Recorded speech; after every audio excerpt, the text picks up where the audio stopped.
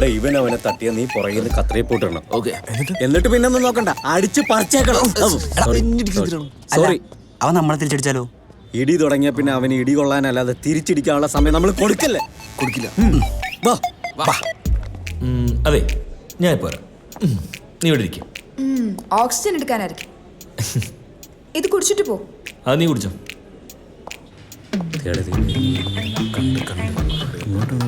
അതെ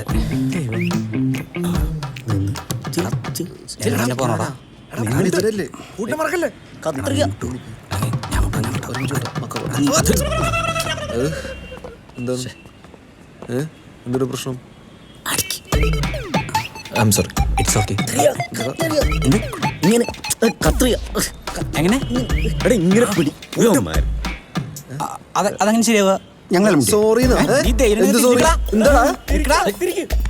സോറി പറയാ നീ ഞങ്ങളുടെ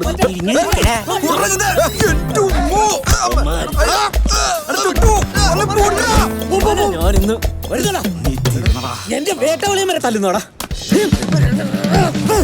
സ്മോക്ക് ചെയ്യുന്നെന്ന് അറിയാൻ പാടില്ലേ? രാജേഷേ